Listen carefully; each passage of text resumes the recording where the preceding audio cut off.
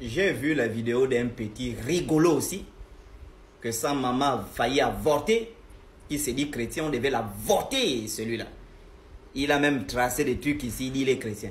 Il prend la Bible, il dit je vais démontrer que chocolat a tort, ça c'est la parole de Dieu. Mon petit, dans la recherche sur la spiritualité chrétienne, je suis allé jusqu'à rencontrer Père Mba Bessol, qui est un père spiritain. Et si je ne me trompe pas, les spiritains c'est le dernier grade, hein, les spiritains, ils sont au dernier grade pour devenir pape. C'est l'un des seuls Gabonais, l'un des rares Gabonais qui parle l'araméen, la langue que Jésus parlait, il parle ça. Et il m'a dit, la vraie Bible est là en araméen au Vatican. C'est pas ça la Bible. Père Mba Bessol. À l'intérieur, là, il y a la parole de Goliath, la parole des géants, la parole de Nebuchadnezzar, la parole de Judas, la parole... Pour que le premier critère, pour que ça soit la parole de Dieu, il faut que Dieu lui-même parle dans cette Bible. Or, tout le monde parle dans la Bible. C'est pas la parole de Dieu. Vous êtes tellement nuls. Vous êtes des nuls. Maudits. Non, je serai tôt pour le direct parce que c'est un enseignement. Voilà, c'est pas une dénonciation, mais c'est un enseignement. Vous savez, la peur de la mort, c'est ce qui a donné naissance à toutes les religions que vous voyez là. Toutes les églises du réveil.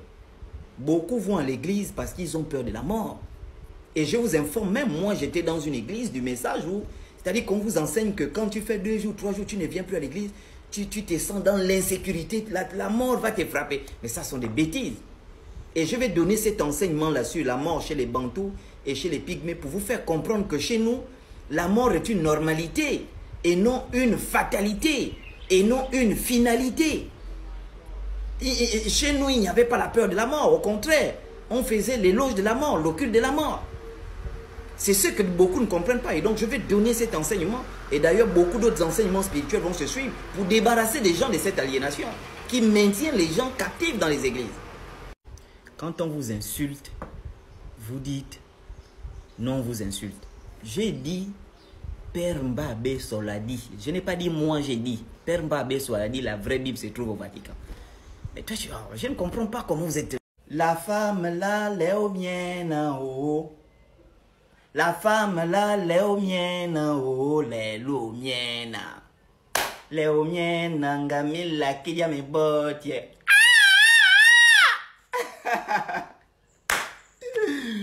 Ça, c'est le cri qui perturbe les pasteurs. En fait, moi, je me disais que les gens devaient être intelligents. C'est-à-dire que je me disais qu'au Gabon, il y avait des jeunes qui maîtrisaient la Bible, qui maîtrisaient vraiment les textes. C'est-à-dire que tu peux t'asseoir avec un jeune, tu débats. Mais rien, il n'y a que des tocards, des manipulés, des pédés que les pasteurs pèdent dans les églises. L'argument qu'ils viennent trouver, oh non, il fait la voix des femmes. Oui, je fais la voix des femmes.